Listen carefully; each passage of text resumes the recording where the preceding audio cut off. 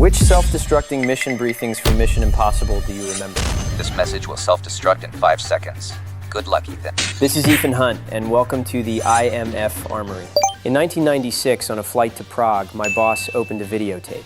Inside was an old-school reel-to-reel recorder. Once the mission was delivered, white smoke rose from the machine. That was the classic spy era and the start of my journey. By 2000, I was rock climbing in Utah when a drone delivered a pair of sunglasses. After an iris scan, I tossed them into the air and they exploded into a fireball.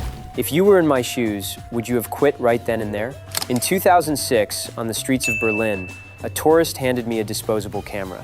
One click of the shutter and corrosive smoke melted the internal circuits instantly. Then came 2011. That phone booth in Moscow actually stalled after the countdown. I had to give it a solid punch before it finally, awkwardly, started to smoke. In 2015, a vinyl record in a London shop turned out to be a trap. The moment the gas leaked out, I knew the rules of the game had changed. By 2018, in Belfast, I opened a copy of Homer's The Odyssey. Hidden inside the pages was a slide projector that turned to ash the moment I was done. And in 2023, in Amsterdam, the videotape returned, but this time it dissolved into chemical sludge. From analog signals to high-tech disposables, these devices have been evolving for 30 years.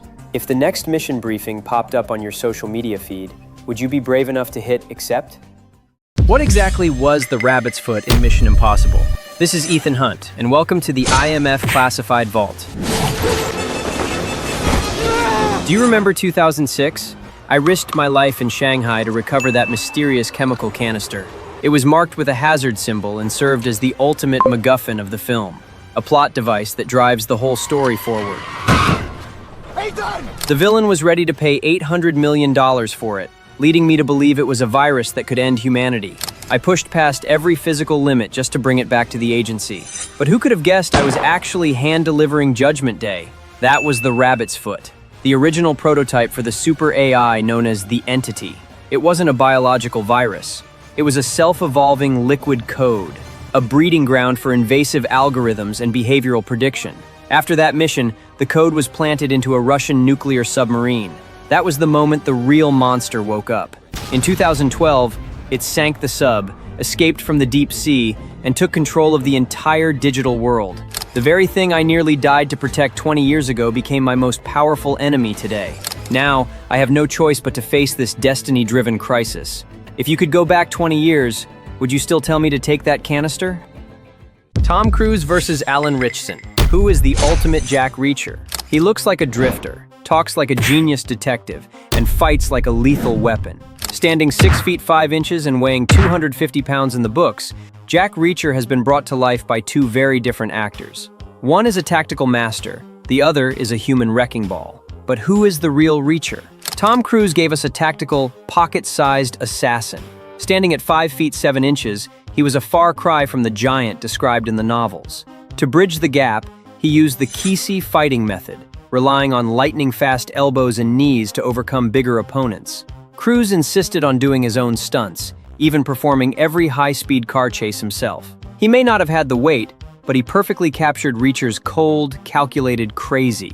Then came Alan Ritchson, who fans call a perfect clone of the character. He stands 6 feet 2 inches and bulked up to over 230 pounds for the role. Even when he's just sitting there in silence, his presence is terrifying. His fighting style can be summed up in one word: crush. From one-handed chokes to slamming enemies through walls, it's pure point-to-point power. To maintain that size, Ritchson ate about 4,000 calories a day. His Reacher is the literal definition of elephant-like calmness. The author, Lee Child, put it simply: Tom Cruise is incredibly talented, but Ritchson has the soul of Reacher's physique. Who do you think took the crown? Why is the vampire Remick in Sinners Irish?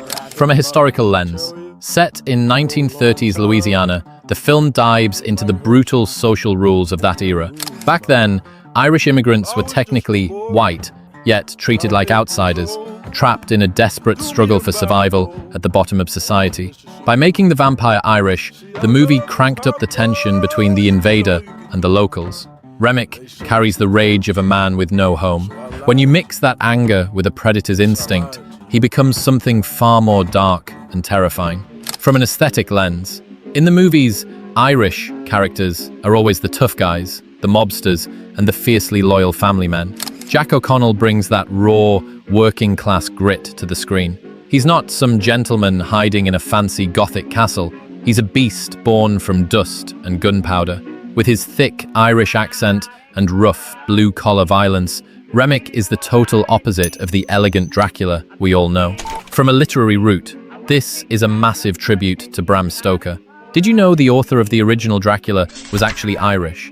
Irish folklore is full of blood-sucking legends like the Abhatak. Director Ryan Coogler is pulling the vampire myth out of the fancy, Gothic mansion and dragging it back to its gritty, earthy Irish roots. Do you prefer the elegant Dracula or this gritty Irish beast?